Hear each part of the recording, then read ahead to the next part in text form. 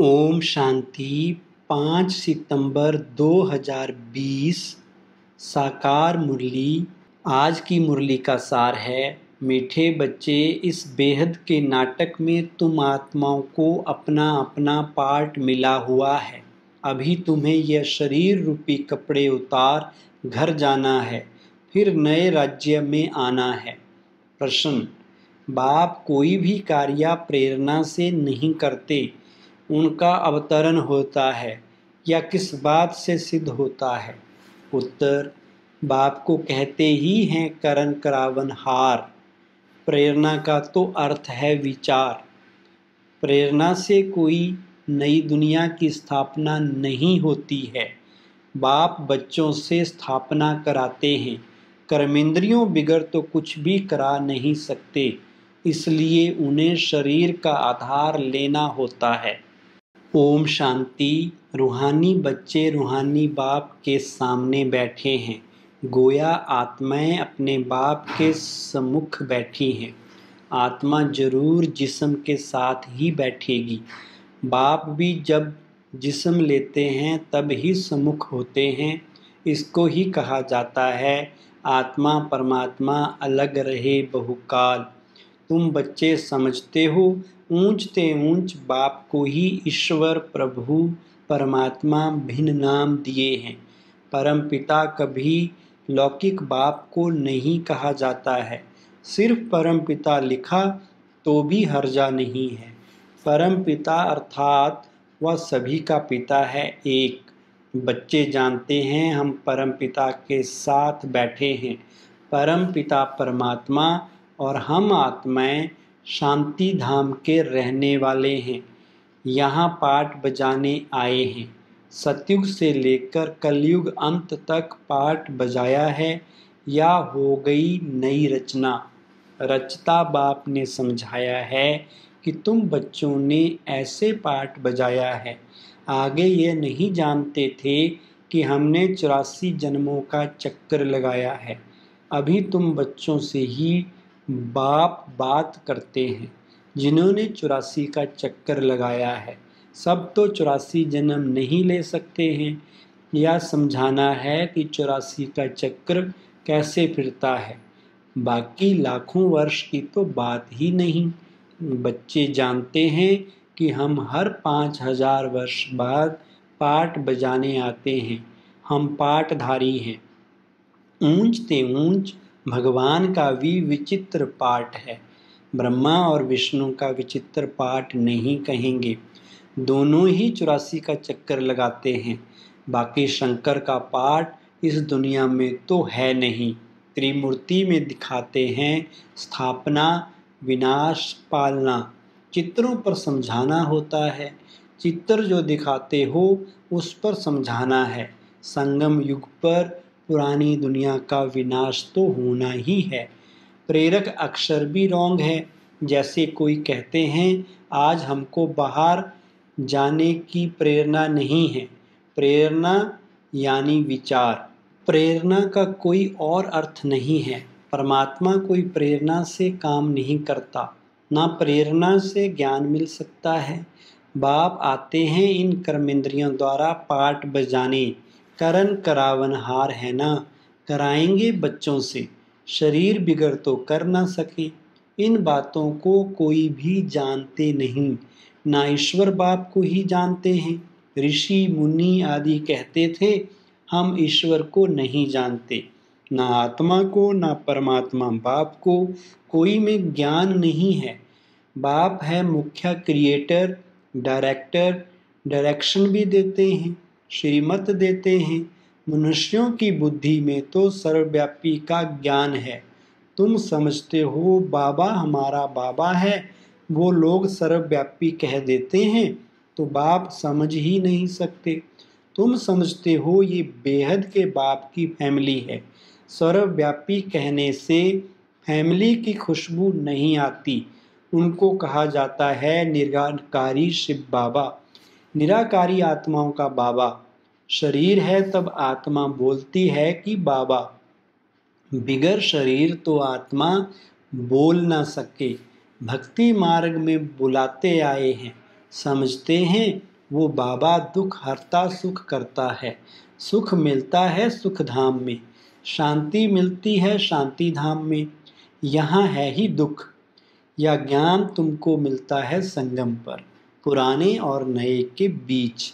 बाप आते ही तब हैं जब नई दुनिया की स्थापना और पुरानी दुनिया का विनाश होना है। पहले हमेशा कहना चाहिए नई दुनिया की स्थापना, पहले पुरानी दुनिया का विनाश कहना रॉन्ग हो जाता है।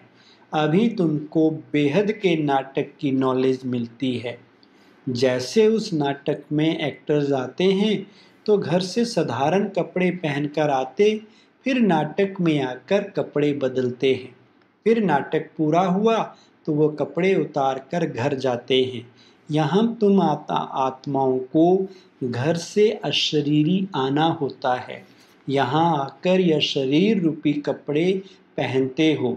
हर एक को अपना अपना पार्ट मिला हुआ है। यह है बेहद का नाटक। अभी यह बेहद की सारी दुनिया पुरानी है, फिर होगी नई दुनिया। वह बहुत छोटी है, एक धर्म है। तुम बच्चों को इस पुरानी दुनिया से निकल फिर हद की दुनिया में, नई दुनिया में आना है, क्योंकि वहाँ है एक धर्म। अनेक मनुष्य होने से बेहद हो जाती। वहाँ तो है एक धर्म, थोड़े मनुष्य। एक धर्म की स्थापना के लिए आना पड़ता है। तुम बच्चे इस बेहद के नाटक के राज को समझते हो कि यह चक्कर कैसे फिरता है। इस समय जो कुछ प्रैक्टिकल में होता है उसका ही फिर भक्ति मार्ग में त्योहार मनाते हैं। नंबरवार कौन कौन से त्योहार हैं या भी तुम बच्चे जानते हो। ऊंच से ऊंच भगवान शिव बाबा की जयंती कहेंगे। वो जब आए तब फिर और त्योहार बने। शिव बाबा पहले पहले आकर गीता ज्ञान सुनाते हैं, अर्थात आदि मध्य अंत का ज्ञान सुनाते हैं। योग भी सिखाते हैं, साथ साथ तुमको पढ़ाते भी हैं। तो पहले पहले बाप आया, शिव जयंती हुई, फिर कहेंगे गीता जयंती। आत्माओं को ज्ञान सुनाते हैं तो गीता जयंती हो गई। तुम बच्चे विचार कर त्योहारों को नंबरवार लिखो। इन बातों को समझेंगे भी अपने धर्म के। हर एक को अपना धर्म प्यारा लगता है, दूसरे धर्म वालों की बात ही नहीं। भले किसको दूसरा धर्म प्यारा हो भी, परंतु उसमें आ ना सकें। स्वर्ग में और धर्म वाले थोड़ी ही आ सकते हैं। झाड़ में बिल्कुल साफ है। जो भी धर्म जिस समय आते हैं फिर उस समय आएंगे। पहले बाप आते हैं, वही आकर राजयोग सिखलाते हैं। तो कहेंगे शिव जयंती, सो फिर गीता जयंती, फिर नारायण जयंती। वह तो हो जाता सतयुग। वो भी लिखना पड़े नंबरवार। या ज्ञान की बातें हैं। शिव जयंती कब हुई वह भी पता नहीं है।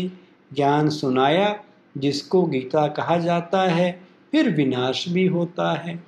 जगत अम्बा आदि की जयंती का कोई हॉलीडे नहीं है। मनुष्य किसी की भी तिथि तारीख आदि को बिल्कुल नहीं जानते हैं। लक्ष्मी नारायण राम सीता के राज्य को ही नहीं जानते। 2500 वर्ष में जो आए हैं उनको जानते हैं, परंतु उनसे पहले जो आदि सनातन देवी देवता थे उनको कितना समय हुआ कुछ नहीं जानते। 5000 वर्ष से बड़ा कल्प तो हो ना सके। आधा तरफ तो ढेर संख्या आ गई, बाकी आधा में इनका राज्य। फिर जास्ती वर्षों का कल्प हो कैसे सकता। 84 लाख जन्म भी नहीं हो सकते। वो लोग समझते हैं कलयुग की आयु लाखों वर्ष है। मनुष्यों को अंधियारे में डाल दिया है। कहाँ सारा ड्रामा 5000 वर्ष का, कहाँ सिर्फ कलयुग के लिए कहते कि अभी 40,000 वर्ष शेष हैं। जब लड़ाई लगती है तो समझते हैं भगवान को आना चाहिए, लेकिन भगवान को तो आना चाहिए संगम पर। महाभारत लड़ाई तो लगती ही है संगम पर। बाप कहते हैं मैं भी कलप कलप संगम युग पर आता हूँ। बाप आएंगे नई दुनिया की स्थापना, पुरानी दुनिया का विनाश कराने। नई दुनिया की स्थापना होगी तो पुरानी दुनिया का विनाश जरूर होगा। इसके लिए ये लड़ाई है। इसमें शंकर के प्रेरणा आदि की तो कोई बात नहीं। अंडरस्टूड। पुरानी दुनिया खलास हो जाएगी। मकान आदि तो अर्थक्वेक में सब खलास हो जाएंगे, क्योंकि नई दुनिया चाहिए। नई दुनिया थी जरूर। दिल्ली परिस्तान थी, जमुना का कंठा था, लक्ष्मी नारायण का राज्य था। चित्र भी हैं। लक्ष्मी नारायण को स्वर्ग का ही कहेंगे। तुम बच्चों ने साक्षात्कार भी किया है कि कैसे स्वयंवर होता है। ये सब पॉइंट्स बाबा रिवाइज कराते हैं। अच्छा, पॉइंट्स याद नहीं पड़ती हैं तो बाबा को याद करो। बाप भूल जाता है तो टीचर को याद करो। टीचर जो सिखलाते हैं वह भी जरूर याद आएगा ना। टीचर भी याद रहेगा, नॉलेज भी याद रहेगी, उद्देश्य भी बुद्धि में है। याद रखना ही पड़े, क्योंकि तुम्हारी स्टूडेंट लाइफ है ना। या भी जानते हो, जो हमको पढ़ाते हैं वो हमारा बाप भी है। लौकिक बाप कोई गुम नहीं हो जाता है। लौकिक, पारलौकिक और फिर यह है अलौकिक। इनको कोई याद नहीं करते। लौकिक बाप से तो वर्षा मिलता है, अंत तक याद रहती है। शरीर छोड़ा फिर दूसरा बाप मिलता है। जन्म बाई जन्म लौकिक बाप मिलते हैं। पारलौकिक बाप को भी दुख व सुख में याद करते हैं। बच्चा मिला तो कहेंगे ईश्वर ने बच्चा दिया। बाकी प्रजापिता ब्रह्मा को क्यों याद करेंगे? इनसे कुछ मिलता थोड़े ही है। इनको अलौकिक कहा जाता है। तुम जानते हो, हम ब्रह्मा द्वारा शिव बाबा से वर्षा ले रहे हैं। जैसे हम पढ़ते हैं, यह रथ भी निमित्त बना हुआ है, परंतु जन्मों के अंत में इनका शरीर ही रथ बना है। रथ का नाम तो रखना पड़ता है ना। यह है बेहद का सन्यास। रथ कायम ही रहता है, बाकी का ठिकाना नहीं है। चलते चलते फिर भागंती हो जाती। यह रथ तो मुकर्रर है ड्रामा अनुसार। इनको कहा जाता है भाग्यशाली रथ। तुम सबको भाग्यशाली रथ नहीं कहेंगे। भाग्यशाली रथ एक माना जाता है, जिसमें बाप आकर ज्ञान देते हैं, स्थापना का कार्य कराते हैं। तुम भाग्यशाली रथ नहीं ठहरे। तुम्हारी आत्मा इस रथ में बैठ पड़ती है। आत्मा पवित्र बन जाती, इसलिए बलिहारी इस तन की है जो इसमें बैठ पढ़ाते हैं। यह अंतिम जन्म बहुत वैल्यूएबल है। फिर शरीर बदल हम देवता बन जाएंगे।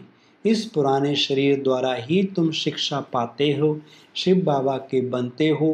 तुम जानते हो, हमारी पहली जीवन बर्थ नॉट ए पेनी थी, अब पाउंड बन रही है। जितना पढ़ेंगे उतना ऊंच पद पाएंगे। बाप ने समझाया है, याद की यात्रा है मुख्य। इनको ही भारत का प्राचीन योग कहते हैं, जिससे तुम पतित से पावन बनते हो। स्वर्गवासी तो सब बनते हैं, फिर है पढ़ाई पर मदार। तुम बेहद के स्कूल में बैठे हो, तुम ही फिर देवता बनेंगे। तुम समझ सकते हो ऊंच पद कौन पा सकते हैं, उनकी क्वालिफिकेशन क्या होनी चाहिए। पहले हमारे में भी क्वालिफिकेशन नहीं थी, आसुरी मत पर थे। अब ईश्वरीय मत मिलती है। आसुरी मत से हम उतरती कला में जाते हैं, ईश्वरीय मत से चढ़ती कला में जाते हैं। ईश्वरीय मत देने वाला एक है, आसुरी मत देने वाले अनेक हैं। माँ बाप, भाई बहन, टीचर गुरु, कितनों की मत मिलती है। अभी तुमको एक की मत मिलती है जो 21 जन्म काम आती है। तो ऐसे श्रीमत पर चलना चाहिए ना।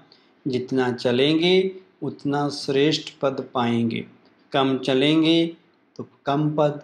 श्रीमत है ही भगवान की, ऊंच ते ऊंच भगवान ही है। जिसने कृष्ण को ऊंच से ऊंच बनाया, फिर नीच से नीच रावण ने बनाया। बाप गोरा बनाते, फिर रावण सांवरा बनाते। बाप वर्षा देते हैं, वो तो है ही वाइसलेस। देवताओं की महिमा गाते हैं, सर्वगुण संपन्न। सन्यासियों को संपूर्ण निर्विकारी नहीं कहेंगे। सतयुग में आत्मा और शरीर दोनों पवित्र होते हैं। देवताओं को सब जानते हैं, वो संपूर्ण निर्विकारी होने के कारण संपूर्ण विश्व के मालिक बनते हैं। अभी नहीं है, फिर तुम बनते हो। बाप भी संगम युग पर ही आते हैं। ब्रह्मा के द्वारा ब्राह्मण, ब्रह्मा के बच्चे तो तुम सब ठहरे। वो है ग्रेट ग्रेट ग्रैंडफादर। बोलो, प्रजापिता ब्रह्मा का नाम नहीं सुना है? परमपिता परमात्मा ब्रह्मा द्वारा ही सृष्टि रचेंगे ना। ब्राह्मण कुल है, ब्रह्मा मुख वंशावली, भाई बहन हो गए। यहाँ राजा रानी की बात नहीं। यह ब्राह्मण कुल तो संगम का थोड़ा समय चलता है। राजाई ना पांडवों की है, ना कौरवों की। अच्छा, मीठे मीठे सिक लिधे बच्चों प्रति मात पिता बाप दादा का याद प्यार और गुड मॉर्निंग। रूहानी बाप की रूहानी बच्चों को नमस्ते।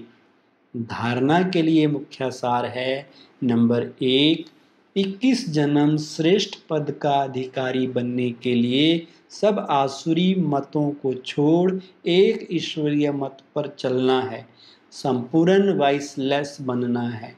नंबर 2, इस पुराने शरीर में बैठ बाप की शिक्षाओं को धारण कर देवता बनना है। यह है बहुत वैल्यूएबल जीवन। इसमें वर्थ पाउंड बनना है। वरदान है, सर्व संबंधों के सहयोग की अनुभूति द्वारा निरंतर योगी सहज योगी भव। विस्तार है, हर समय बाप के भिन्न भिन्न संबंधों का सहयोग लेना अर्थात अनुभव करना ही सहज योग है। बाप कैसे भी समय पर संबंध निभाने के लिए बंधे हुए हैं।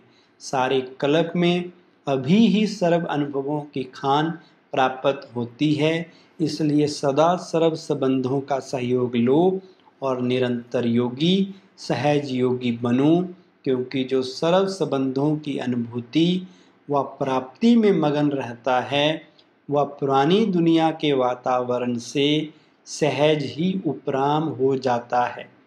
स्लोगन, सर्व शक्तियों से संपन्न रहना यही ब्राह्मण स्वरूप की विशेषता है। ओम शांति।